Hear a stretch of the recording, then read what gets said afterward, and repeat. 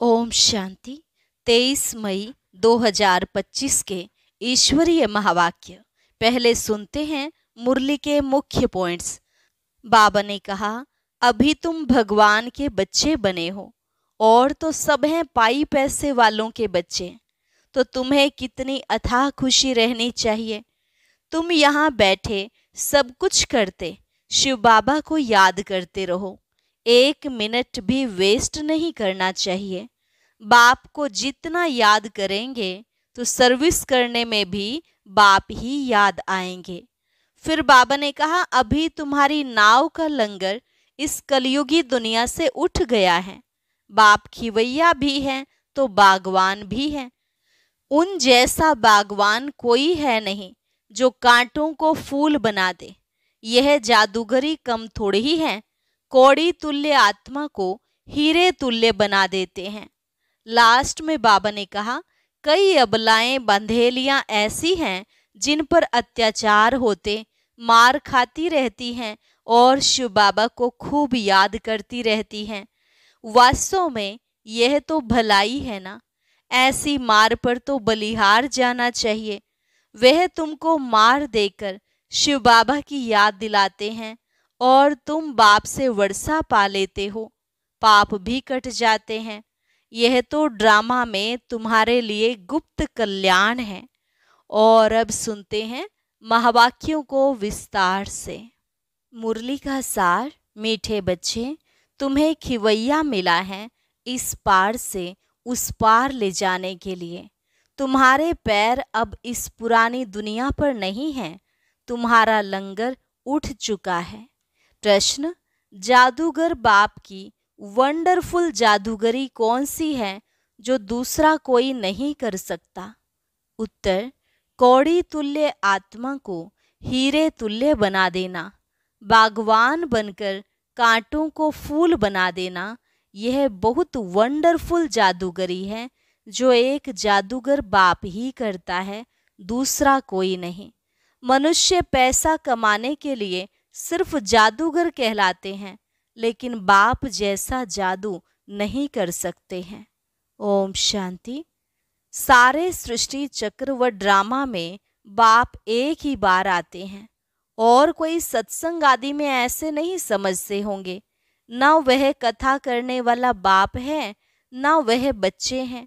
वह तो वास्तव में फॉलोअर्स भी नहीं है। यहाँ तो तुम बच्चे भी हो, स्टूडेंट भी हो और फॉलोअर्स भी हो। बाप बच्चों को साथ में ले जाएंगे। बाबा जाएंगे तो फिर बच्चे भी इस छीछी दुनिया से अपनी गुलगुल दुनिया में चलकर राज्य करेंगे।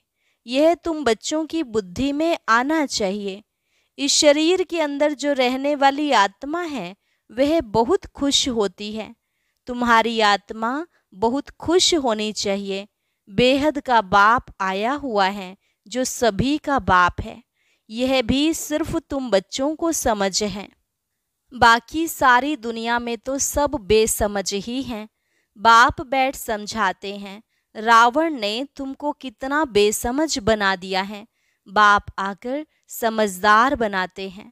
सारे विश्व पर राज्य करने लायक इतना समझदार बनाते हैं।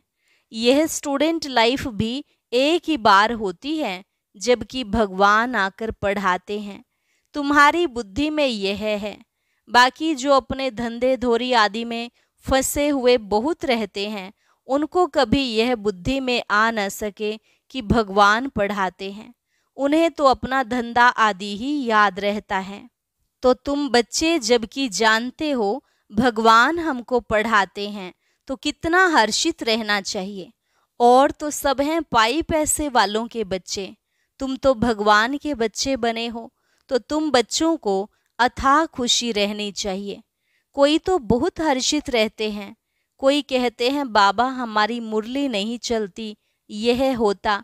अरे मुरली कोई मुश्किल थोड़े ही है। जैसे भक्ति मार्ग में साधु संत आदि से कोई पूछते हैं हम ईश्वर से कैसे मिले, परंतु वह जानते नहीं। सिर्फ उंगली से इशारा करेंगे कि भगवान को याद करो, बस खुश हो जाते हैं। वह कौन है दुनिया में कोई भी नहीं जानते। अपने बाप को कोई भी नहीं जानते। यह ड्रामा ही ऐसा बना हुआ है, फिर भी भूल जाएंगे। ऐसे नहीं कि तुम्हारे में सभी बाप और रचना को जानते हैं। कहाँ कहाँ तो चलन ऐसी चलते हैं, बात मत पूछो, वह नशा ही उड़ जाता है। अभी तुम बच्चों का पैर पुरानी दुनिया पर जैसे कि है नहीं। तुम जानते हो कलयुगी दुनिया से अब पैर उठ गया है।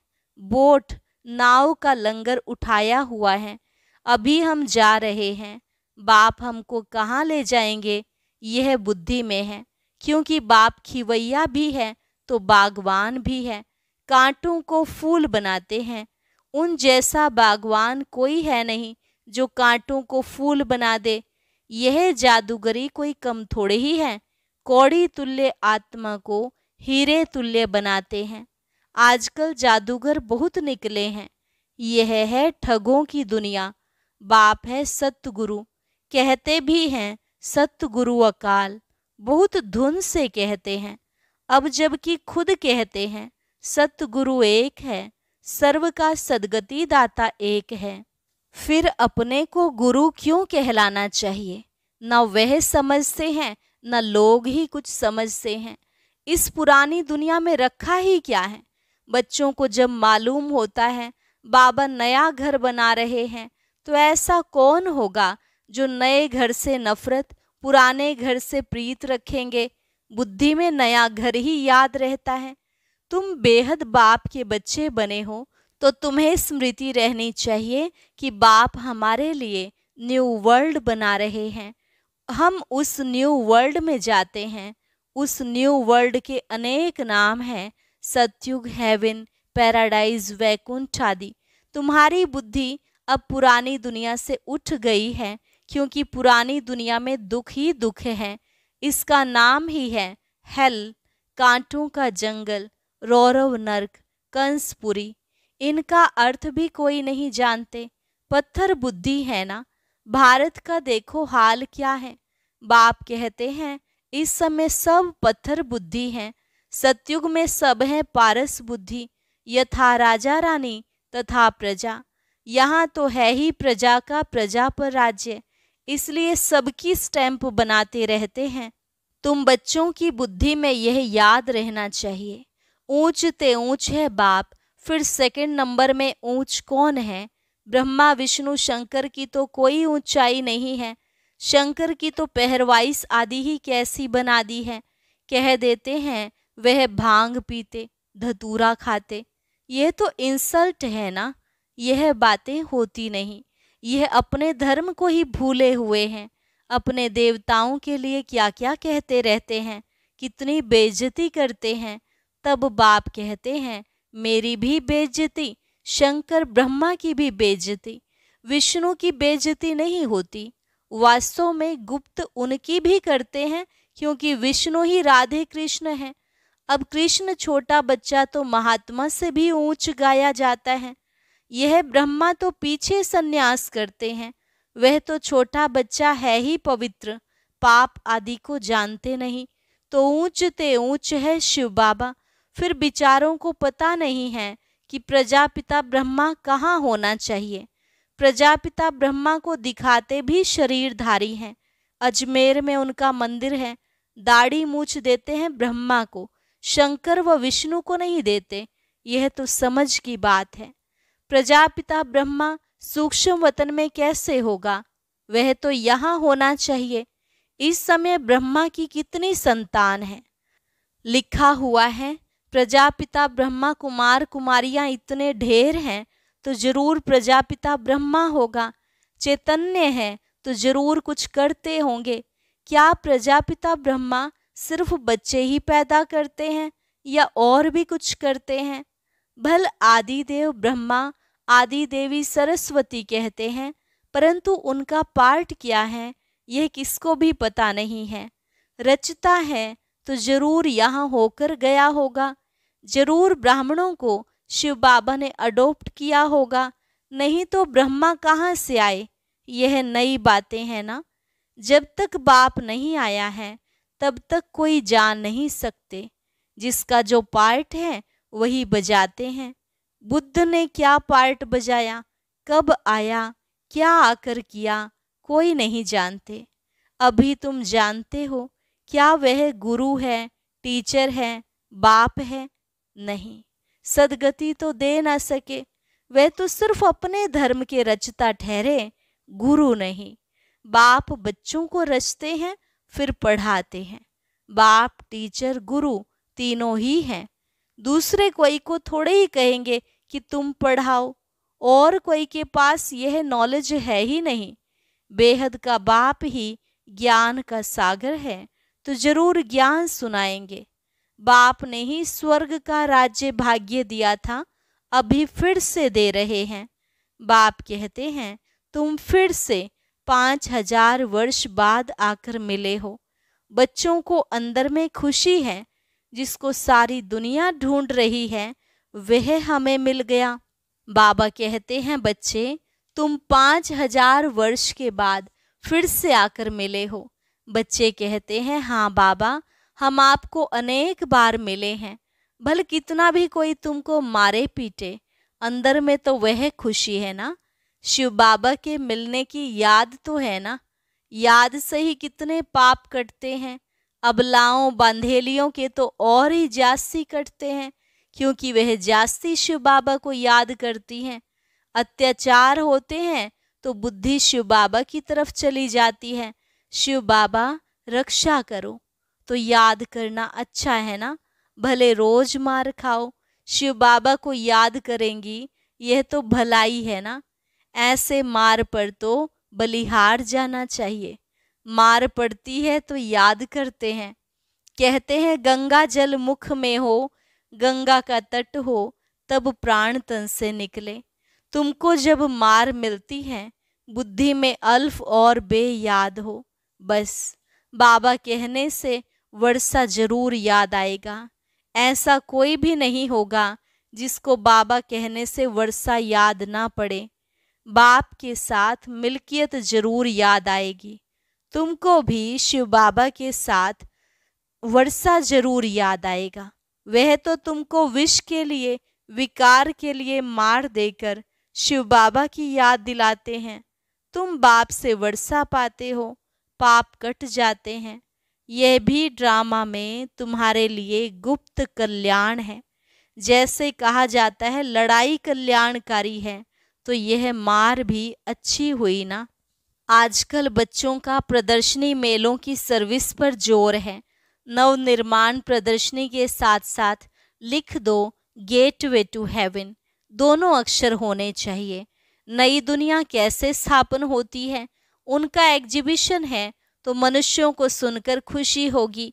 नई दुनिया कैसे स्थापन होती है, उनके लिए यह चित्र बनाए हैं, आकर देखो।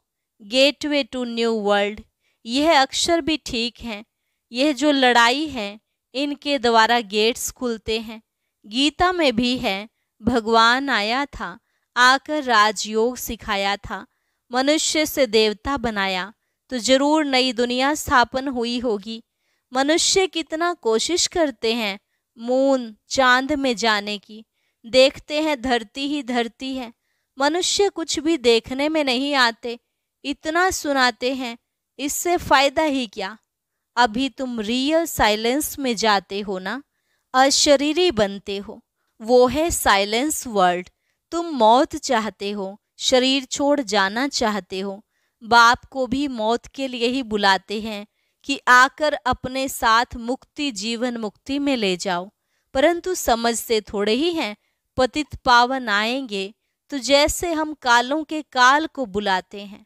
अभी तुम समझते हो बाबा आया हुआ है, कहते हैं चलो घर, और हम घर जाते हैं। बुद्धि काम करती है ना। यहाँ कई बच्चे होंगे जिनकी बुद्धि धंधे आदि तरफ दौड़ती होगी। फलाना बीमार है, क्या हुआ होगा, अनेक प्रकार के संकल्प आ जाते हैं। बाप कहते हैं तुम यहाँ बैठे हो, आत्मा की बुद्धि बाप और वर्षे तरफ रहे। आत्मा ही याद करती है ना। समझो कोई का बच्चा लंदन में है, समाचार आया बीमार है, बस बुद्धि चली जाएगी, फिर ज्ञान बुद्धि में बैठ ना सके। यहाँ बैठे हुए बुद्धि में उनकी याद आती रहेगी। कोई का पति बीमार हो गया तो स्त्री के अंदर उथल पाथल होगी। बुद्धि जाती तो है ना, तो तुम भी यहाँ बैठे सब कुछ करते शिव बाबा को याद करते रहो तो भी अहो सौभाग्य। जैसे वह पति को अथवा गुरु को याद करते हैं, तुम बाप को याद करो। तुम्हें अपना 1 मिनट भी वेस्ट नहीं करना चाहिए। बाप को जितना याद करेंगे तो सर्विस करने में भी बाप ही याद आएगा। बाबा ने कहा है, मेरे भक्तों को समझाओ। यह किसने कहा? शिव बाबा ने। श्री कृष्ण के भक्तों को क्या समझाएंगे? उनको कहो श्री कृष्ण नई दुनिया स्थापन कर रहे हैं। मानेंगे? क्रिएटर तो गॉड फादर हैं, श्री कृष्ण थोड़े ही हैं। परम पिता परमात्मा ही पुरानी दुनिया को नई बना रहे हैं। यह मानेंगे भी। नई सो पुरानी, पुरानी सो फिर नई होती है। सिर्फ टाइम बहुत दे देने से मनुष्य घोर अंधियारे में है। तुम्हारे लिए तो अब हथेली पर बहिष्ठ है। बाप कहते हैं, मैं तुमको उस स्वर्ग का मालिक बनाने आया हूँ। बनेंगे? वाह, क्यों नहीं बनेंगे। अच्छा, मुझे याद करो, पवित्र बनो। याद से ही पाप भस्म हो जाएंगे। तुम बच्चे जानते हो, विकर्मों का बोझ आत्मा पर है, ना कि शरीर पर। अगर शरीर पर बोझा होता तो जब शरीर को जला देते हैं तो उसके साथ पाप भी जल जाते। आत्मा तो है ही अविनाशी, उसमें सिर्फ खाद पड़ती है, जिनको निकालने के लिए बाप एक ही युक्ति बतलाते हैं कि याद करो। पतित से पावन बनने की युक्ति कैसी अच्छी है। मंदिर बनाने वाले, शिव की पूजा करने वाले भी भक्त हैं ना। पुजारी को कभी पूज्य कह ना सके। अच्छा, मीठे मीठे सिकिल अधे बच्चों प्रति मात पिता बाप दादा का याद प्यार और गुड मॉर्निंग। रूहानी बाप की रूहानी बच्चों को नमस्ते। रूहानी बच्चों की रूहानी बाप दादा को नमस्ते नमस्ते, गुड मॉर्निंग। धारणा के लिए मुख्य सार, जिसे सारी दुनिया ढूंढ रही है, वह बाबा हमें मिल गया। इसी खुशी में रहना है। याद से ही पाप कटते हैं, इसलिए किसी भी परिस्थिति में बाप और वर्षे को याद करना है। 1 मिनट भी अपना समय वेस्ट नहीं करना है। इस पुरानी दुनिया से बुद्धि का लंगर उठा देना है। बाबा हमारे लिए नया घर बना रहे हैं। यह है रौरव नर्क, कंसपुरी। हम जाते हैं वैकुंठपुरी में। सदा इसी स्मृति में रहना है। वरदान, विहंग मार्ग की सेवा द्वारा विश्व परिवर्तन के कार्य को संपन्न करने वाले सच्चे सेवाधारी भव। विहंग मार्ग की सेवा द्वारा विश्व परिवर्तन के कार्य को संपन्न करने वाले सच्चे सेवाधारी भव। विहंग मार्ग की सेवा करने के लिए संगठित रूप में रूप और बसंत, इन 2 बातों का बैलेंस चाहिए। जैसे बसंत रूप से एक समय पर अनेक आत्माओं को संदेश देने का कार्य करते हो, ऐसे ही रूप अर्थात याद बल द्वारा, श्रेष्ठ संकल्प के बल द्वारा विहंग मार्ग की सर्विस करो। इसकी भी इन्वेंशन निकालो। साथ साथ संगठित रूप में दृढ़ संकल्प से पुराने संस्कार, स्वभाव व पुरानी चलन के तिल व जौ यज्ञ में स्वाहा करो। तब विश्व परिवर्तन का कार्य संपन्न होगा अथवा यज्ञ की समाप्ति होगी। स्लोगन, बालक और मालिकपन के बैलेंस से प्लान को प्रैक्टिकल में लाओ। बालक और मालिकपन के बैलेंस से प्लान को प्रैक्टिकल में लाओ। अच्छा, ओम शांति। अब आज का अव्यक्त इशारा और ज्ञान मोती भी अवश्य सुने।